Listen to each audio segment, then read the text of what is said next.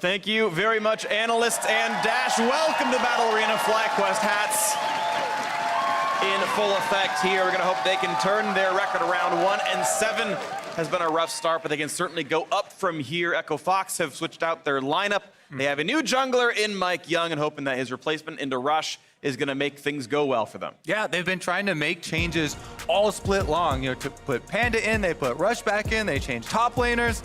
Now bringing in Mike Young from Team Liquid Academy, they're hoping this is going to be the final piece. As we heard from the FlyQuest coach, though, they think they can actually take advantage of him being new onto the team. Oftentimes, it does take a while for the jungler to really coordinate well, especially in the early game with the laners. So far, though, take out Aurelia here, plus Azir.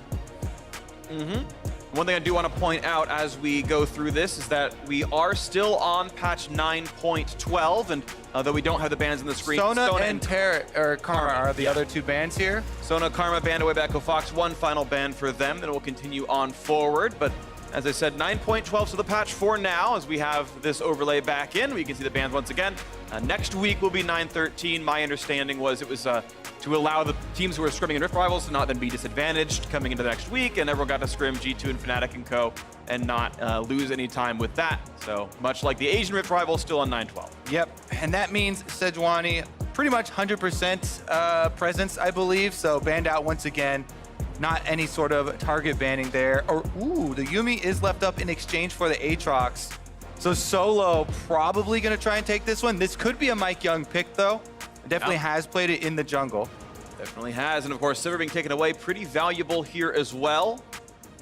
That's going to be denying that away. Sivir plus Yuumi, a very common bot lane combo, and that one's going to be gone. If they want to play another enchanter here for Hakuo, Lux is still available if they want to grab it before the second ban phase.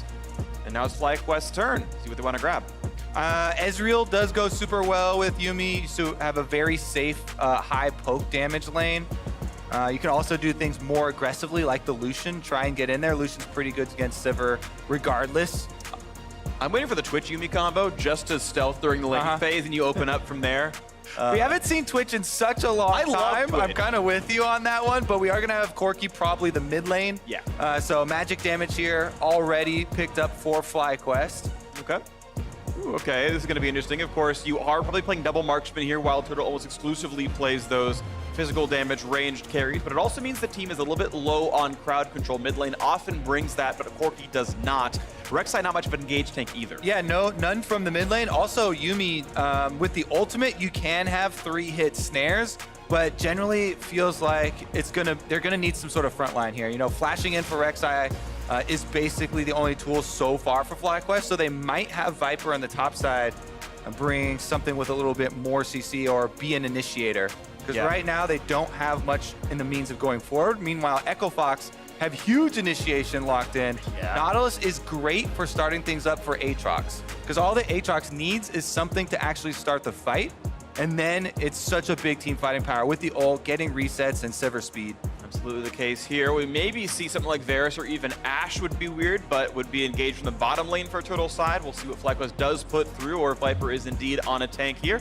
Gragas dropped off. We have seen Gragas Yasuo get really popular, and if the Aatrox was indeed top lane, Gragas jungle, Yasuo mid could have been a possibility here for Phoenix. Either way, Echo Fox could need a jungler based on where Aatrox is going, so the Gragas ban is decent. Nautilus almost certainly is support for Hakuo here. We're seeing still 80 carries banned away from Wild Turtle. There's the Ezreal you mentioned a little bit ago, Kobe. Yeah, those are both that we mentioned, so looks like the top two partners left for Yuumi taken down. I mean, I have seen some people do Caitlyn with it, just for our super annoying pushing early lane. Caitlyn can push them under tower, and then Yuumi can fire off constant harassment. As long as you feel safe against Nautilus hooks, as long as you can track the opposing jungler. With the Gragas and Elise both gone, they are removing a lot of magic damage jungle options. Force magic damage from Solo or Phoenix as a result. Rumble has been popular in various places in the world, not a crazy ton in North America. But also a good pick if you are worried about magic damage to your composition. I do like things. Oh, never mind. There you go. Olaf there with the charge forward with Sivir. They've got a very heavy dive composition here. Sivir speed boost, Nautilus ult, and everyone just charges in to try and take down FlyQuest. So the game plan for Echo Fox very clear from Champion Select. We shall see what the answer here from FlyQuest is. Are they going to get Viper some sort of split pusher, or are they going to actually try and bring a little bit more consistency for their team fight? Well, it can kind of do both. This is Kennen going to be locked in at this point, and that's almost assuredly a top laner here. Now, it's mostly AP Kennen, which means he can be a team fighter, but it's another lot of AP. Unreliable engage, though, is all that. You have to try to get the flank in. You have to land the rest of the ult before they flash away. Zai will be locked in alongside, so Wild Turtle is the physical damage key on this roster, and that will scale well. But there's really no tank on the team. Yeah, they're relying on pure damage and some stuns from Kennen and Rek'Sai. And that is going to be the game plan. We'll see if it works out. Often teams like this do need to get early advantages and keep up the pressure on those turrets. Phoenix bringing back the Cassiopeia here versus Corki. And this, again, makes sense. We've been talking the whole draft about how hard it is for FlyQuest to engage. Cassiopeia loves not getting jumped on, throwing Miasma at the run-at-you composition of Kennen and Rek'Sai. So this feels like a good pick based on opposing team. They needed magic damage anyway. We have seen Phoenix put on some great Cassio games before, and I like Echo Fox's draft. All right. They're setting up too with Mike Young on a very powerful early game champion here in the Olaf. Split 2 and 1 in 3 Academy. games with Academy. Should be feeling confident. I also like it into Rek'Sai, post level 6 especially. Being able to pop your ultimate means you actually get to win that duel. Don't have to worry about the knockups. Could be very, very strong. Mike Young's debut back in the LCS. Last we saw him on this stage was with TSM, where they famously had a disappointing previous year. After dropping him, it got a lot better, but let's see what happens now going forwards. Team getting ready to go onto stage. Both these teams hoping to reverse their fates from 2019 summer so far. And I think it's possible. Both these teams do look very good. They've both made new roster changes. I want to keep in mind again that Wadid is a recent addition to FlyQuest, was finally eligible last week, but they didn't, or last week of regular season. They actually did play 2 weeks ago. Didn't pick up wins, but I still think he's a very good player, and it will be forward momentum here for FlyQuest, and Echo Fox hoping that with Mike Young, they can do the same. We are on to the Rift for the last game of the first round robin of LCS 2019 summer. All right. I should initially also be on the Olaf here. Mike Young, you definitely have a strong invade for Echo Fox, so they could try and get a deeper ward down. Both teams are spreading out just to look for defensive vision at the moment, but you definitely always have to worry about that possibility. Looks like we had a little bit of exchange, and Pobelter plus Wadid come out with a little damage dealt to Phoenix. Sweeps it around the brush, no one's in there, and just find a jump around and press W back and forth. 11 gold for that Spell Thief's procs for Wadid on Phoenix as well, so a little bit of extra change. Meanwhile, we might have a delayed invade trying to utilize that Olaf. Minions have spawned. Yeah, here's Hako leading the way. You could always technically go for a flash Q, but he's actually going to get thrown away by Prowling Projectile, while Turtle holds his nerve. An aggressive Trinket Ward spotted out by FlyQuest, and now they'll know that Santorin will be spotted when he does his Raptors. All right, let's see if the bottom side actually fake leashes for Santorin, or if they just show in lane and let Echo Fox know they're starting on the top side. Looks like they are delaying a little bit, not using any extra mana on the red buff or anything though, so should be fairly well aware. Santorin starting the Wolves though. Yeah, very interesting. Not on a buff right away, but it does make sure he's completely unseen at the very first beginning of the gank, because he knows that no one got wards this far down. Once they see him on this Trinket Ward, though, if he does go to Raptors, they will, if they check, know exactly what path he has taken by grabbing one camp without a buff on it.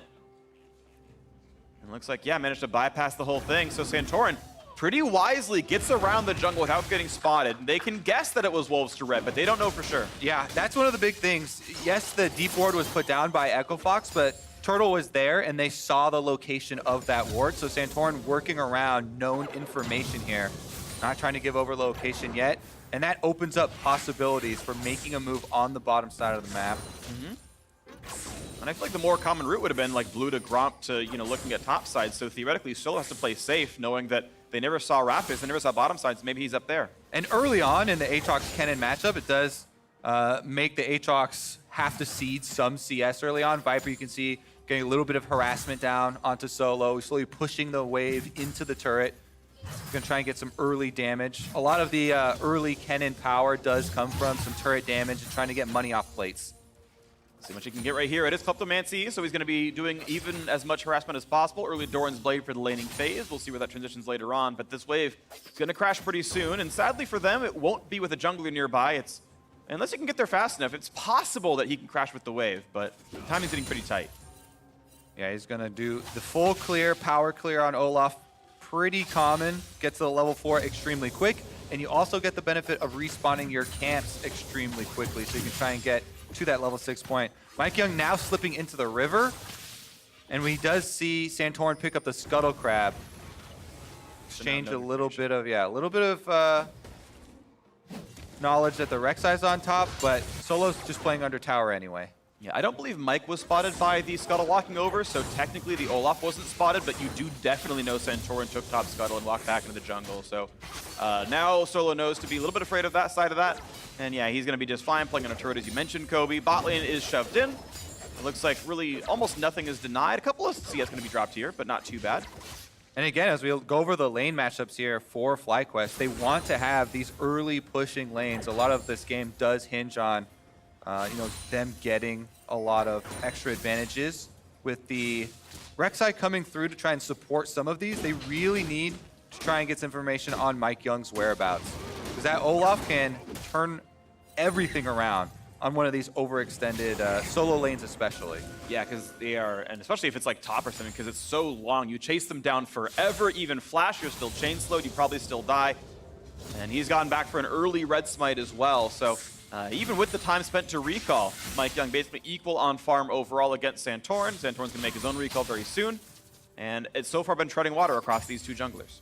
And if we look at the keystones he's chosen to, MikeYeung with the Conqueror is looking to be more of the carry-style jungler, right?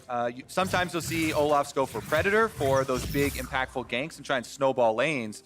But with the Conqueror, you can actually stack it up extremely quickly. This is what top lane Olaf players take. Haku going for a gank right now, though. Spotted by Santorin. Tremor says actually saw that coming in, so Bubbles was running, and he knows Valkyrie to always get away from the anchor, so Haku doesn't even cast it right there. That was a bit, I guess, lucky that Santorin was tunneled and nearby. It's like, hey, this champion, get away. Yeah, just came up with a little ping there. He actually is able to see the control ward, but Haku sticks around to defend his placement for a little bit.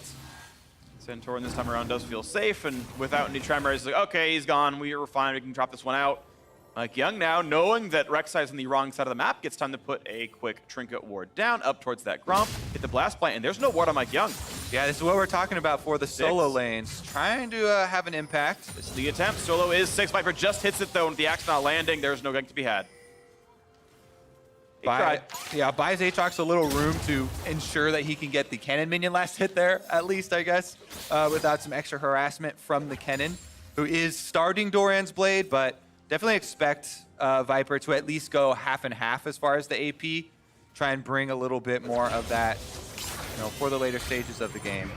I was actually talking, you mentioned the half and half build where you can sometimes see like Gunblade on Kennen, for example. So talking about one of the, I forget if it was an EU player or an EU coach, but it might have been Bwippo. And he was saying that he thinks that Gunblade on Kennen is actually always wrong. If you build it for a losing matchup, you lose your matchup anyway. Why not build the better team fighting item and just go proto belt and have the better team fight regardless? That's all you're trying to do regardless. And I thought that was a really kind of compelling idea, and I'm kind of curious now watching through the games if that does happen. I do think Europe has better top laners overall, and so usually good advice if it's coming from an EU top laner. All right, we'll see if he actually takes that advice. Santorin going to stick around for Scuttle Crab number 2 as it does spawn here. But so far, so good for the farming. Just got a fairly calm early game between these squads. Wild Turtle and Wadid getting some poke out. Big fight. Ult comes in for Viper. Keep in mind, Aatrox does not revive unless he gets an assist. It's just a trade of cooldowns, though. Damage going back and forth. And it looks like they can both feel fairly comfortable as Viper continues pushing. Yeah, I think that ultimate trade super advantageous for Viper here. He might not have to use the teleport to get back to lane, in which case he could use the teleport for the bottom side play. Currently, Echo Fox going for the hard invade. After seeing that exchange on top side, MikeYeung does move in with the bottom lane, steal away the red buff. That's pretty nice right there. Also want to point out that Viper's cooldown is 30 seconds shorter than Solo's. So even if it's nothing but treading water, there's going to be a 30-second window where you got Slicing Maelstrom, but not World Ender. Plus, he has to be super careful now. Solo doesn't have any vision on Santorin, and the turret plate is about to go down. So Viper's about to cash in. Meanwhile, Echo Fox making another power play on the bottom side of the map. Mike Young starts up the Dragon, and they're looking for their first objective. They grab Silver Nautilus really early on, and that duo lane has gone pretty well so far. Equal in farm, a quick early Cloud Drake, which is actually pretty big for a team that is mostly walking at you. Keep in mind that Sivir, Olaf, and Cassiopeia can only walk to get around things without summoner spells, so a pretty useful Cloud Drake, all things considered. Definitely very, very powerful, especially for the Olaf players around. Mike Young feeling pretty good about his start to this game. As we expected, it is going to be the super carry-oriented Olaf. It's going to be the warrior, probably into Black Cleaver afterwards for even more speed when you're able to land that physical damage and really chase people down. You do have a front line. You do have that Nautilus, and Aatrox is pretty good if you get the assist, so maybe okay with that one. Phoenix not quite able to stop the recall, but at least he'll be able to wave clear and stack that tier no problem. We do have your Proto Belt Freak, so he hasn't gone the middle ground with the Gunblade and has decided to go full AP AoE burst for Viper and FlyQuest. I think that is a wise decision because they're gonna need to make the fights very quick. You want to have a high impact burst damage to the team fight because they're not running with a tank. Absolutely the case, and I think Proto Belt certainly makes sense when you have an advantage matchup as well. You don't need the lifesteal for really anything. He's probably running Ravenous Hunter regardless. Either way, you gotta watch out for this one as the Anchor's gonna come in, gonna find Turtle. Here comes the Roots over the top. He's gonna jump into the air for the flash in. Olaf's gonna do all the damage that he possibly can, but first blood goes to Santorin. It's 1 for 0 so far. In goes Kennen now as well. Cannot quite find Apollo, doesn't find the Q either. Package doing a massive slow across the top, and now Phoenix, is he isolated? Goes for damage on Santorin. Almost enough damage, now it's a flash wave. Welter chases in, lands the Q, lands the rocket. 2 kills so far, one finally traded back as they answer on to Viper, but FlyQuest winning that fight. Whoa, some split decision making here as it is 1 for 1 with all of the teleports used on the bottom side. What a party. After they entered the bottom half of the map, Viper charges 3 members up towards the turret. Let's take a look at this in the replay. So initially, Wild Turtle does get hit with the hook, but it's already a preemptive ultimate from Wadid that lands the root. We have Rek'Sai going over there with Santorin, getting the ult and execute. The double teleports coming in. Viper chases up and to the right on Apollo, whereas Pobelter is looking to defend the rest of the team. So the 2 solo laners for FlyQuest split here, and Pobelter goes and gets the kill with the flash there onto Phoenix, but Viper then is left in the 3v1 as he chased the rest of the team up and to the right, and so both teams come away with a single kill. Yeah, first blood with Mike Young dying, definitely painful there as well. And now we have Echo Fox back on the map, but down 1,000 gold as a result overall. Turret plates still 3 minutes to go on those. Mid lane's really close overall within 3 CS, though no big differences here other than Pobelter getting that kill, which is of course pretty nice. And well, signs are putting up for 10th place FlyQuest to get out of that location. They can tie Echo Fox with 9th if they close this one out. With 9 games to play afterwards. Push in for solo and easy farm out of the turret for Viper. All right. No teleports left for anyone because Turtle did use his to get back to lane as well. So not only was that fight a big party on the bottom side, but so many summoner spells need to get tracked right now. They're not going to be available for the ensuing follow-up. Rift Herald is available. We're still in the turret plate stage of the game, so it has a much higher value for the next few minutes if they want to transition to the top side. See if that comes through, because Solo has been able to push pretty reliably, but right now Scuttle Control is all for the blue team. You can see he has to dance around that one, put a trinket down, help to track Santorin. Echo Fox with the push on top are not getting this Herald yet. All right, we do have the Herald started up by Mike Young, looking for a little bit of vision control first. Feels like he's got it secured. But they also know Solo's in Tri-Burst. They had a trinket over the wall and watched him walk over there, but looks like it still feels okay for them with Whole team's coming. Santorin coming around. Yeah, it's literally everyone from Echo Fox is on the top side of the map right now, and they have plenty of time to play with. As Solo's going to fight Viper, push him away from this one, and they've got to respect Santorin. Meanwhile, the entire rest of FlyQuest are up here as well, and we've got everybody up above this northern river. And the poor Rift Herald is going to walk back to home. All right, going to be a reset for the bottom side of Echo Fox at least, as they recall for purchase here. I have to say there's a huge discrepancy in the power of the mid laners too, because Phoenix with all the scaling parts to his mana items right now. Yeah. Meanwhile, it's Pobelter on that Trinity Force from the kill that he got on the bottom side by chasing Phoenix down. So there's a huge amount of extra damage that Pobelter can output, whereas Phoenix is looking to build into the scaling mana items.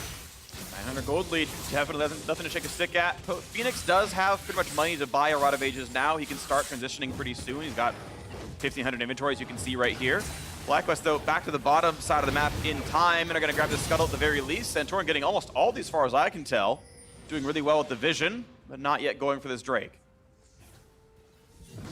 Overall, up in gold 700 as well, is having a very good showing. And Santorin, one of the best junglers in the league in the previous split, I think has still been solid so far, though his team hasn't been great.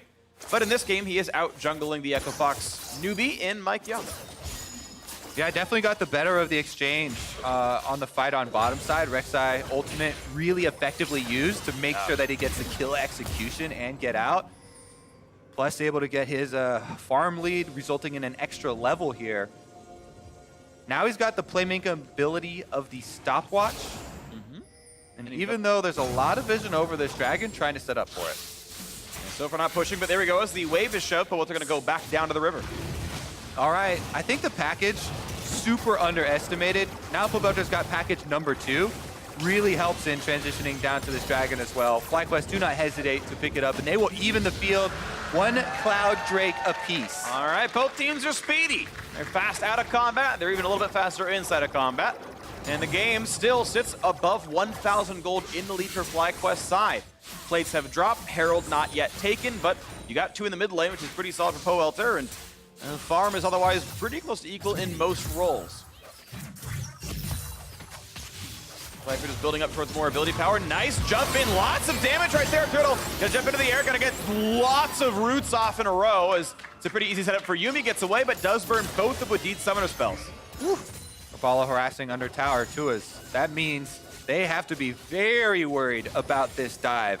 And Mike Young on the bottom side of the map forces the bottom side recall, but it's the start of the Rift Herald once again. FlyQuest trying to take this before they rotate up, but they see Mike Young making a beeline for the top half, and they pull off of the Rift Herald. Yeah, kills a control ward, and back they go. So still not that objective being taken. Instead, only uncontested Cloud Drakes through mid or bot lane pushing. And bot lane turret, though, getting very, very low. Turtle has to take the long recall back here. That was Hako setting that fight up, and with the damage dealt, it meant so much turret damage as a result. It's going to be a lot of money right now. You have 1,500 in Apollo's inventory, very close to finishing Essence Reaver here. Looks like that's the recall that's going to do it for him. And that'll be a gigantic power spike, basically tying what Wild Turtle has. Yeah, Essence Reaver huge for both of them. The players are actually literally identical in gold right now, down to the 1. Meanwhile, Phoenix completed the Rod of Ages, looking for the Seraph's next, gets his blue buff, level 11 now. Cassiopeia scaling very, very well. This Echo Fox squad definitely feels pretty confident as they start to move towards the later stages of the game. I wouldn't say that FlyQuest are, without scaling themselves though, so definitely still some decent answers. Pobelter gonna pick up his own blue buff and head right back out, trying to harass with a lot of the missiles here from Corki early on. Is going to determine a lot of can they move out and get some of these wards, because if you look at the map right now, it's fairly dark, so they need to get a reset off, and Santorin plus Wadid to try and get some of those wards down. It's kind of difficult sometimes when you have the Yuumi, because Yuumi wants to stick on your AD carry, so it looks like Pobelter's going to go with Santorin to get that vision mission accomplished. And lets him see that right side jungles. We have, wow, triple Cloud Drake to start the game out. 2.5 minutes till that comes back up, and someone's going to be slightly faster as a result. The first one means the most, especially with things like Cloud. There's actually more heavily weighted on this kind, so that'll be less important, even more than normal. Regardless, we see bot lane pushing in. Lots of time to go until these objectives come through. Herald's still not taken. Right now, it's actually warded by the Echo Fox side. And then we still continue to farm off right here. So, if the win condition was scale for Echo Fox, I believe this is, yep. We are waiting. Now that ward didn't last very long. Mike Young spots that one pretty quickly. Wow, 2 wards. What's that vision? 24 vision score. He's popping off. Santorno's 40, though, so it's not even close. Yeah, I mean, they're trading on the top side. It looks like they're making a circle around on to solo. There's no way to get out except for down through the FlyQuest jungle. All right. Jumps one way over. Santorno's going to tunnel, though. Going to probably find a knock up here, but Phoenix can absolutely help. While Toto coming by as well with Yumi. Going to find a slow and going to find some damage, but Solo is going to drop Vipers on the board for kill number 3 of the game. All right, that should transition into the Rift Arrow then, and you can really start moving this game along with some towers.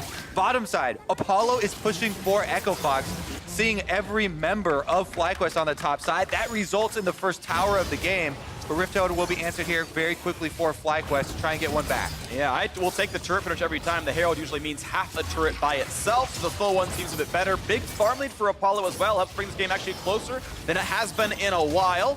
Herald, of course, will be taken. That will go over, no problem. Santorn grabs it. We'll see where he donates the gold. As the item spikes come through and the half Infinity Edge now done for Apollo. I think we should continue to keep track of this discrepancy in vision. There's just so many wards here on the map for Echo Fox at the moment, and it's been difficult for FlyQuest to actually really recover. Top side, they just had Wild Turtle and Wadid move up there and leave a few behind, but now they need to be on the bottom side of the map because Dragon is spawning once again. There's your third Cloud Drake Freak. 10 seconds left on that one. And Pobelter's heading top with the package. However, he does have teleport if they want to answer. All right, now the lanes are moved around. Both top laners have been put down to the bottom side of the map because I think they're more concerned about the fact that Baron's spawning in 30 seconds than they are about the Cloud Drake being alive. That was cute. Really sussed it out. 200 IQ play there for the boy genius. There's actually a question in the pregame chat. Phoenix asked Santorin what he calls Pobelter. Do you call him by his alias or his real name? And he started listing all the aliases. Boy Wonder, 200 IQ, etc. I really enjoyed that. The notorious POB that was has been playing for a long time. He has. All right, Phoenix actually getting pelted under the tower, and POB circling around. Phoenix gonna completely miss the stun. They're still gonna chase in though. Big room coming across, and Olaf not gonna find anything yet. Pops the stopwatch, will be knocked up. Ults, flashes, one more hit, a double kill for Wild Turtle. FlyQuest do no wrong in these fights. Wadid easily gets away from Hakuo as well, and FlyQuest are pressing Echo Fox. Pobelter knocked in the air, gets nothing back for it. Paco was able to find him and get one back, but that was a huge play for FlyQuest. Mid-turret down, couple of extra kills for themselves, as well as picking up the Drake afterwards. This is a nice pickup right here. On top of the extra gold they've got, so 2,000 gold lead and a small Cloud Drake lead now as well. Pobelter with the package flying right on by Phoenix as he tried to get the ultimate. Good setup. Let's take another look at it here. Yeah, Turtle throwing down some of the harassment with Wadid, and Phoenix, yeah, just looking like it's a little bit slow on that one. Firing it off at where Pobelter used to be. Then Pobelter gets healed up by Wadid, runs out to the top side as Turtle flashes in for the double kill. Wadid is able to slip back out on Yumi, and the teleport not able to get off as Pobelter was trying to recall. Then there's no way out for him. Once the Nautilus ult is on him, Hakuo is able to ward the brush, get the Nautilus ult off, and the knockup would be able to interrupt the blast cone there. Just pops right up and straight in the air, and they're able to get one kill back. There's the pickup. Pobelter managed to buy up the Infinity Edge though, so is going for the heaviest item that he can. Rapid Fire Cannon should be next, and he is scaling quite nicely. FlyQuest, of course, still up in gold and feeling pretty comfortable at this point. Over 2,000 gold ahead. They have certainly been getting the better of every single team fight they've been a part of.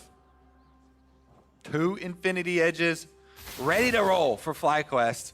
Yeah. The only last component that they need is Viper ready with the Flash. He's got Flash and Ultimate plus a stopwatch. So he's ready to be a huge playmaker for the team fight. FlyQuest have all the tools right now to try and bring it together. So this is going to be a critical stage of the game. If they can actually move past this early gold lead, get that team fight victory, and try and actually capitalize with the Baron, that would be the way they can actually win the game and tie up Echo Fox in the standings. Currently, Echo Fox with a 1-game lead ahead of them in 9th place. Maybe they can go up from there. Wait to see. Many more games to play. 10 more to round out the summer split, counting this one. See whose fates can be turned around. The Seraph's Embrace finally done, though, for Phoenix. He's essentially fully online now. The first 2-item spike is in there for Cassiopeia. Of course, grows from there, but that's where you really want to be pretty early on. Herald, though, summoned late in the top lane, and that will be another turret going down. So FlyQuest stretching this now 2-1 in turrets, as they had cracked mid lane a little while ago. And who's going to answer top lane tier 2? Because it will at least take some damage. Looks like the charge should go through, but not much more than that. Decent chunk of damage and some very, very good wards here as well. FlyQuest have been able to get back around the Baron, so they're putting this gold to pretty good use. Let's see if they can actually get their reset off and push out the lanes. Because now that they've got the top and mid tower down, all that's left is to knock down a little bit of extra pressure here on the bottom side of the map. Currently, Solo is trying to push it out on Aatrox, but we haven't really had any answers for Echo Fox yet. They need that Sivir speed boosted Nautilus and Engage to actually find a member of FlyQuest that's out of position. Because if you can get that, then you will be able to take down one of these squishies fairly quickly. You just have to watch out for all the stopwatches. Rek'Sai, Kennen. Those are the two. Everyone else is ranged and fairly squishy. No defensive items other than the Athene's Unholy Grail and just Yumi's kit, trying to keep people alive. So if you can find that squishy, that'll be nice. Echo Fox sitting in the top river. Anchor's going to find a Scuttle Crab, and Smite's going to go through for Mike Young. So Vision top side is now theirs. Still nursing their gold deficit, but can maybe play for this Baron as it's alive and has been for 4 minutes. Ocean 90 seconds. That's going to be soloed by someone. You pretty much will not commit your team with Baron alive, so maybe the top laner helps the jungler, but that's probably it. All right. Meanwhile, side lane trying to get pushed out here by Viper, working on that bottom side. Apollo and Hawkrow easily able to hold the mid lane with Sivir's wave clear. So even though Echo Fox definitely on the back foot right now and down, they've got Sivir and Cassiopeia to rely on in the late game. So you should never give up with that sort of a backline carry. You've got a tank on the front line, at least one, plus the offensive-oriented Aatrox. And you just focus on your wave clear and your defensive warding. Try and not let the Baron slip away to FlyQuest. Shouldn't be that scary since FlyQuest aren't running a main tank and they would have to rely on Yumi healing up whoever's trying to take that damage. And just try and keep a little bit of vision and continue getting more items on their hyper carries. All right, scaling still the name of the game. 3 items in for Solo now. Finished Death's Dance is nice. Stone Plate, so no Cleaver. Mike Young, I think, not being far enough ahead to keep going damage. He's going to quickly pivot up to more durability. Very frequently, you will see Cinderhulk on Olaf. He went for the more aggressive build. That did not pay off. 0, 2, and 1. Sadly, has lost all the duels he's been a part of. Yeah, I do like the pivot there. Yeah. You know, going from warrior to more defensive. Once you realize, right? Yeah. Okay, but this is now a catch with Hako. Big slow coming across. Look how low he's getting. Had to ult to buy some space. Heavenshot now on cooldown. Very low health. Now Kennen around the walls. Nice stun, though, for Cassio. Gonna stop Viper in his tracks, and looks like that's the better snake. Piloted there by Phoenix. Chasing it now is Solo. Not gonna find the knockup, though. Yumi disengaging pretty nicely. And now they're re-engaged towards Olaf. Pretty good damage. Mike Young at half HP. Slowed down by Yumi now as well. And Solo trying to run away now. Half HP and lower. Chunked down by Powalter, out they go. Echo Fox running out of health. These Infinity Edge crits are really leaving a mark. Pobelter's able to chase off all of the offenders here from Echo Fox. Now, they've got nothing left to work with, and that means FlyQuest get the dragon. Even though there were no casualties, enough damage dealt to health bars to force Echo Fox off the map. Echo Fox have yet to buy their way into anything. The only objective they've really gained was trade kills and fights they lost, and a turret soloed by Apollo as other things are happening around the map. It has not been a good aggressive game for them so far. That's typically not what you expect with a player like Mike Young. He's typically so aggressive, but his attempts have all been stopped by Santorin, who has been his better. 5-2, the scoreline in kills. Up 2 Drakes, up turrets. FlyQuest are doing a bit better. This easy wave clear for Wild Turtle, who keeps scaling and scaling and scaling. He's up in items over his opposite member, even though he is down slightly in farm. The extra kills, extra turrets have put him ahead in items. When he goes to shop, he'll have more. Echo Fox can keep scaling, but I wonder if it's going to keep going badly for them. Well, you see the effect there of the Yumi poke as well as Pobelter with the rockets, and just one auto with the Trinity Force Infinity Edge from Corki. Doing so much work on the support tank here from Hawkrow because he doesn't have magic resist yet. It's very difficult for support players to become the main point on your front line. Sure. It's going to have to continue to farm it out quite a bit as Pobelter is able to shred right through him. Yeah, you're really relying on things like being Alistair or Aftershock. Champions like Nautilus don't really have the same kind of cheating tank tools that Tom Kench with the double health bar or, again, Alistair Ultimate can really provide you. So you can absolutely always burn through Nautilus support. Yeah, Echo Fox, they need to rely on forward momentum with Sivir Speed Boost and them getting the initiation. Yep. If they allow the FlyQuest members to poke them down beforehand, it will remove so much of the threat of the entire team composition. Everything is designed around that one rush. If you aren't able to get that big bum rush into the back line, the FlyQuest are going to slowly wear you down. Well, that's kind of the problem for Echo Fox. They can't really rely on Rush anymore. It's Go ahead. Couple of... I was going to let you finish. Oh, I had nothing else. I petered out. The double rapid fire cannons, I was going to say, are just going to really accentuate that problem. Yeah. The extra range now for Pobelter and Wild Turtle allow them to chunk down Hakuo or Mike Young before the fight even starts and without getting into range where you're really in danger of the Nautilus ultimate, of the hooks coming through. So rapid fire is being completed now. I think FlyQuest should really look for the offensive play. Look at that already landing on Mike Young.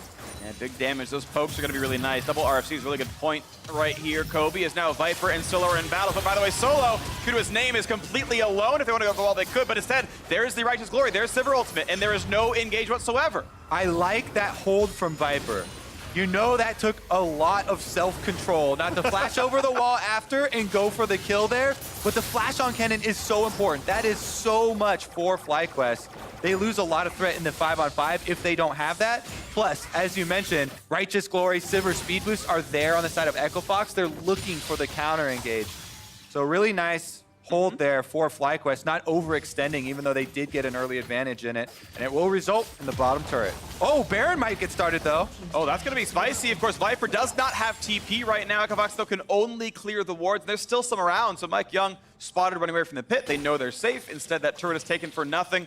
We watch the gold not really stretching for a very long time. It's been very equal for a while, and this is partially FlyQuest not having good engage tools. They have to play neutral game a lot. All right. Package picked up once again. Gives Pobelter a lot of extra power here through the Baron area. I mean, one of the biggest understated parts is that you do go unstoppable with the package. So you have kind of a super free escape. You know, even if Echo Fox do look to try and catch you in one of these aggressive ward moves, it does give you a little bit of a trump card. So FlyQuest, they can make another nice move. They clean the Baron area. They're going for a 2v1 bottom. Solo trying to find Viper right here, but indeed, Wild Turtle is around. Can't find the root, though, but Pobelter's here now as well. 3v1 on the bottom side, but that means the Echo Fox are going to go for the other side of the map. So here comes the rush. Now the question is, can it be stopped? Viper still no teleport. Pobelter and Turtle can, though. They can bring in 3 members, but Yuumi was not attached to any one of them. So it's the 3 versus the 4, and the 4 are running away to the wrong side of the map. They don't have a good way out. They can kill minions, but they will eventually be surrounded as the rest of the squad is coming over. Turtle's the gatekeeper right now, holding off their pathway back to their own base as Pobelter just shoots rockets from the side. And they're not committing to running to the right-hand side. They're giving more space for FlyQuest to come over. This is going to be a complete whitewash here as Echo Fox are still stuck in the corner, and now Viper is here. This is assuredly going to be a win for FlyQuest. 5-on-4, stuck in the corner. Fox now willing to go forward. Here comes the dive. Cannon over the top. 1 for 0. Make it 2. Make it 3. Echo Fox refused to run, and instead they die, and Baron will go to FlyQuest. What a clean sweep for FlyQuest. That is going to result in the Baron, and that is going to be a rich, rich FlyQuest team. And I cannot do anything but hate on how Echo Fox played that fight. They know Viper can come, and they didn't just run through someone to try to get away. Instead, 4 for nothing, and Baron just hemmed into the corner. All right, you're working against the clock at this point because they're down a person. They know that the cannon's coming. Like you're talking about, they have Sivir Ultimate, so their best hope is to pop the Sivir Ultimate. Run past Turtle. Rush by, but right after Turtle ults the hook here, they decide to turn around into the waiting arms of Viper. flash ready for Kennen, despite what the spectator is going to show here. And he's going to walk around the miasma, flash from Santorin, flash from Viper, gets in, huge AoE, and they are able to just destroy Echo Fox. No answer for them, and that is going to be a clean sweep of the map and objectives as well. Yep. Baron picked up, Dragon picked up, and here comes that siege. Delayed ace, even the Drake picked up afterwards. Second Ocean makes sieging trivial. You are always topped off. They can do almost anything they want. There's the gold lead going up 5,000 in almost an instant. And this is going to be a lot of the base falling away. Echo Fox have lost, I think, all their opportunities. Really good patience in this game, I think, by FlyQuest. Not overextending, not over-chasing when they don't need to. Waiting for their opportunity, and as soon as they get the advantage, pushing so heavily and taking everything in this match. Looks like FlyQuest have their eyes on that tie with Echo Fox. They can get this victory, start moving up the standings in the second half. It's going to be huge for them. Oh, Turtle. Okay, he almost got it. Belter. He almost gets the kill, but now a Rouge Rotako has to flash away now as well. And Solo not going to find much out here either. Miasma going to stop the re-engage, though, and it will be the stop and the wait, but keep in mind the region for FlyQuest makes them completely safe here. And Viper concedes the bottom lane. The rest of the squad can keep pushing mid. Poe Belter goes in for the flash, and Apollo survives with under 50 HP. Oof. Incredibly close at taking him down. He has been able to heal in the fountain, though, and they're trying to ward off this Baron siege, but they just don't have the firepower. Yeah, they're not going to stop middle from dropping before too long. The inhibitor is open itself, and Viper is able to shove in yet another wave, and bot lane's probably going to follow suit pretty soon. There goes mid. They can collapse towards bot, or they can simply walk through on more their side of the map. Either way, turret's getting lower. One more auto attack. Down it goes. And FlyQuest could open the second inhibitor. Solo kills Ovor, but not looking for the engage right now. Will there be a route forwards? Or does Echo Fox choose to lose another structure and wait out for more time? 45 seconds on the Baron buff. You have to imagine during this wave or the next, that inhibitor will fall and the reset will happen. All right, they've got another wave coming in. Baroned up. Is this going to be the last stand? Ooh, a lot of poke goes down, and the inhibitor's almost about to fall. Will Solo flank? I don't know if you do it with the turret already gone. It's going to be that one wave clear, but still 20 seconds on Baron. The wave is coming. A single auto attack will kill it. Turtle can do it. Or Pobe with the Valkyrie without much issue. This wave, though, I think it still falls for the reset. But maybe with the Baron buff falling off and the gold not spent, that's your opening. In 10 seconds, you hit every button on your keyboard and you hope it's enough to kill. Damage into Santorin, still not quite going. There is the play. With Baron buff gone, this is the play. Can they find it? The Echo Fox gonna hope for something, but no, immediately turn back around. They cannot find their way in. Even with Sivir, even with Nautil, it's not gonna happen. There's the anchor forwards, but Viper has the ult. Protomouse forward, one kill, make it a second. Solo can't do enough flashes, but not to safety.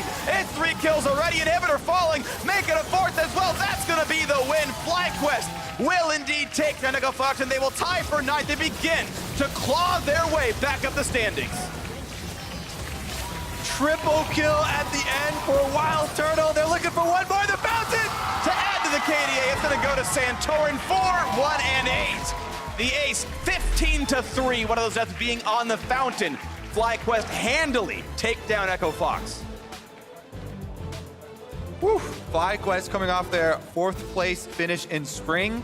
Had much higher hopes for summer and had such a rocky start. Switching some players out, bringing Wadid onto the stage, and now they've got their first win there with Wadid in the lineup. Yeah. This could be a sign of new things to come for the team. Maybe it will. A hard-fought victory.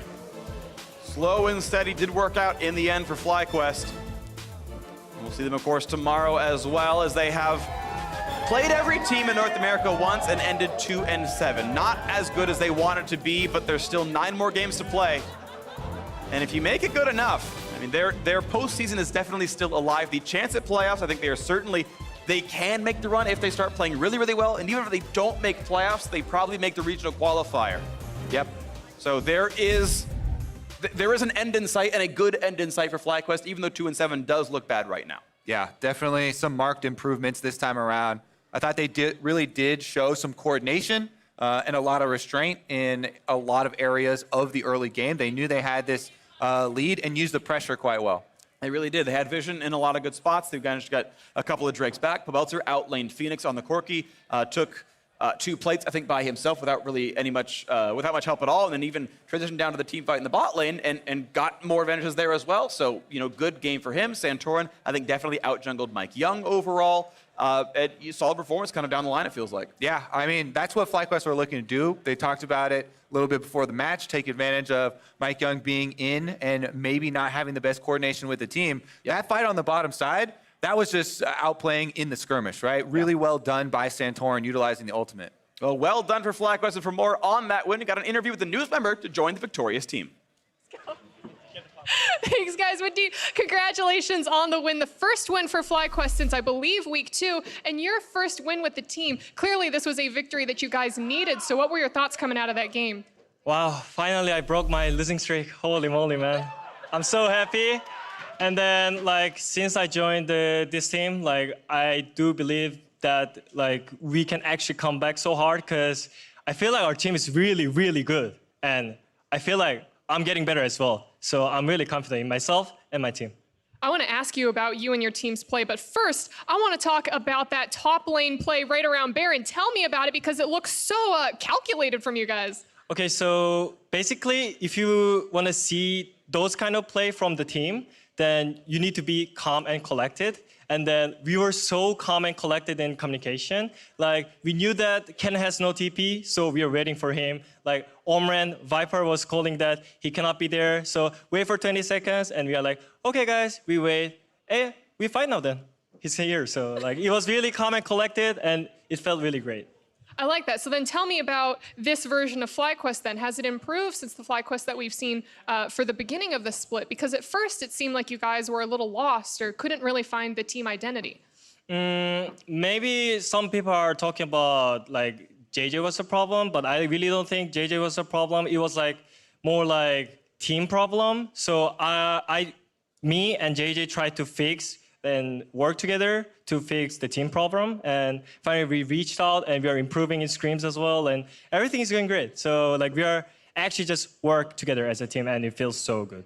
And because this is the first time I believe we've spoken with you on stage, how are you fitting in with FlyQuest? Tell me about you joining the team. I mean, first, it was it was not 100% my choice because it was trade, right? It was trade situation. But when I heard that FlyQuest was interested in me, I felt so happy because FlyQuest has so many good players. I felt oh, I can do something with these players. I can actually win something. So that's why I felt really great and I'm really motivated. So I feel like we can do something this year.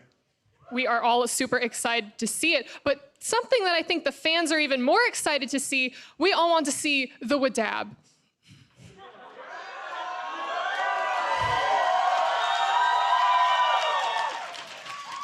Okay, let's do it and run out, okay? 3, 2, 1. State Farm Analyst Desk, let's go! I love it. Thank you very much, Avali. Loving the confidence coming off of Wadid there after their second win of the split. He's saying that he believes the team has all of the tools and the potential to come back from what has been a kind of devastating start for our fourth-place team in spring. I wanted to come into my life and tell me everything's okay. Life coach Wadid, right? Amazing here. But they did. They picked up a very necessary win here against a struggling Echo Fox with Mike Young in the lineup. Yeah, and I think both teams actually listened to the same win condition of scale. Both mid laners and bot laners were scaling with, relatively strong top laners. And the big thing that FlyQuest did better than Echo Fox's game was execute. This skirmish easily could have gone either way. Hakuho could have flashed and rooted the Yuumi on top of the grounded from the miasma. Doesn't do that, and FlyQuest plays a lot more confidently. They're the one forcing the plays. And then these things could easily go wrong if they play better, but here, another misexecution by Echo Fox, because to Crumbs' point from the top of the day, they're putting them under the pressure. It's a team that was in playoffs last spring. This is definitely a team that has all the tools. Not a whole lot has changed, so clearly it's the morality that needs to change for them. So I think that this win, their morality needs to change. I don't know quite. I was hoping you wouldn't mention that. I was actually chaotic good. We need to become lawful good. Oh, I love it. Listen, this play is so bad. Why didn't you engage? Why didn't you engage on them, Fox? You're talking about Fox, yeah. Fox, the return just makes no sense. You've got a Nautilus. Chickens with their heads cut off, man. Yeah, this is bad. them running out, there's just no chance. They're getting poked down. I love when Freak was just saying, they're already doomed. Like, 20 seconds into this is a doomed position. Viper's got the flank position. It was one of those things where, like, oh, the enemy's bot lane, let's force Baron and forget about the fact that 3 or 4 people have TP in this game. And then once they realize they're TPing in, it's like we have to run through them. If we don't do anything, we die. And then they do nothing and die. So it was probably a doomed position, but you always want to see people make the effort. Like, once they pop that Sivir and get the Xayah ult up, then, like, really go. Just run at him. You have nothing else to do. I want to rewind us back to the start, because I have a problem with this game. And All it's right. the fact, and it starts with the junglers here. They didn't gank at all. They didn't do anything early game. And when you're playing a jungle that is a Rek'Sai or an Olaf that's very strong early game, you need to get your lanes ahead. You got to use that flash to get your laners ahead. And so, yeah, you might be wanting to farm 24/7, but if you just flash in mid lane one time, you trade flash for flash, now suddenly your mid laner has pressure, and then that lets you continue to farm. The same thing with another lane. Trade your jungler's flash for a laner's flash so your laner can have pressure. That's not happening. Well, especially when you were the one calling for the FlyQuest to be emulating G2 style because you have aggressive Wild Turtle and Viper has all these crazy pocket picks. This is one of the differences is they have almost double the jungle proximity for Wunder, who's not even that high in the European. Viper's dead last in the LCS in terms of jungle proximity. They're not doing much to snowball him, in these kind of counter picks. Right. Pen versus Aatrox is not the most creative counter pick to begin with, but we want to see more out of FlyQuest. This was a nice first step, but they did it by basically playing scaling and beating up a team that's completely disorganized. Right. And to Crumbs' point, they still have a lot of things they can do if they want to emulate that kind of aggressive style. Viper has the potential to be a wonder in the LCS in terms of play style and how he, fills a role for his team. But the support needs to be there in order for him to fulfill that duty. Either way, FlyQuest picks up a very necessary win here to move to 2-7 in the first round. Robin, we're stepping away. When we return, it's the battle at the top between Cloud9 and Team Liquid. You won't want to miss it.